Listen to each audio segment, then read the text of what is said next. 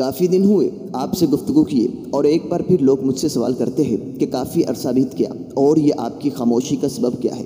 کہ آپ اب موضوعات کی قلت کا شکار ہو گئے ہیں، یا ان لوگوں نے کفر بکنا چھوڑ دیا، یا پھر آپ کو جان لیوا دھمکیاں ملنا شروع ہو گئی؟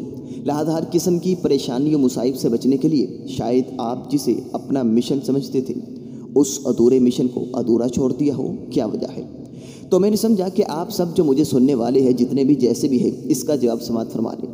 میرا موضوع ہی ہمیشہ کی طرح گرجدار تھا، گرجدار ہے اور گرجدار رہے گا، کیونکہ حق کی کاری ضرب اگر باطل پر جا لگے تو ان الباطل کان زہوقا۔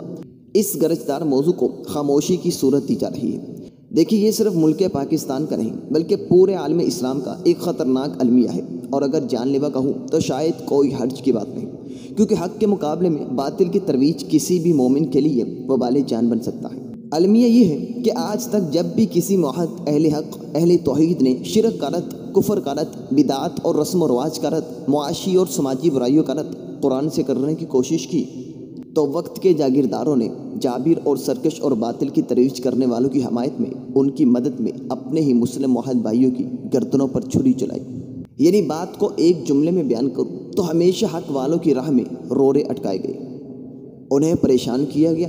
مگر وہ حق والا کیسے ہو سکتا ہے کہ جو حق کی خاطر بلال کی طرح امیہ کے ظلم برداشت نہ کر سکے، عبد الرحمن کی طرح بیوی بچے مال و زر کو قربان نہ کر سکا، صدیق کی طرح دین کو بچانے کے لیے ہجرت نہ کر سکا، ابو عبیدہ کی طرح مشرک باپ کا سر تن سے جدا نہ کر سکا، رسول اللہ صلی اللہ علیہ وسلم کی طرح بھوک کی وجہ سے پیٹ پر پتھر نہ باندھ سکا، وہ کیسے اپنے آپ کو اہل حق اہل توحید کہلوا سکتا ہے؟ جو فقط بیکار کی دھمکیوں سے گھبرا کر توحید بیان کرنا چھوڑ دے۔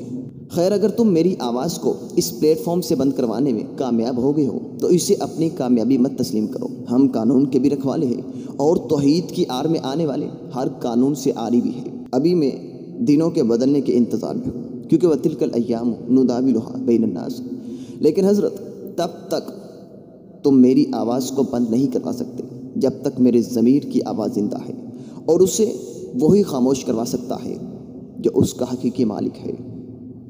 اور بزدلو، یہ تو ابھی ایک معمولی سی چنگاری تھی کہ جس سے تم اتنا بوکھلا گئی ہو، لیکن جب یہ چنگاری آگ کی صورت اختیار کر گئی تو جانو تمہارا کیا حال ہوگا۔ اور مسلمانوں، جاگو، وہ وقت دور نہیں بلکہ اب قریب ہے کہ جب توحید بیان کرنے والے کو قانوناً سزا دی جائے گی، کہ جب کفر و شرک کرت قرآن کی واضح توحیدی آیتوں سے کرنے والے کو قانوناً سزا دی جائے گی، سورۃ اخلاص کے پڑھنے والوں کو قانوناً سزا دی جائے گی۔ یہ ملک جو توحید کے نام پہ آزاد کروایا گیا، اس کو کفر و شرک کا مینارہ بنایا جائے گا، اور شاید وہ دور مسلمانوں کے لیے کسی سیاہ دور سے کم نہیں ہوگا۔ یہی میرے حقیر سے کی آواز ہے۔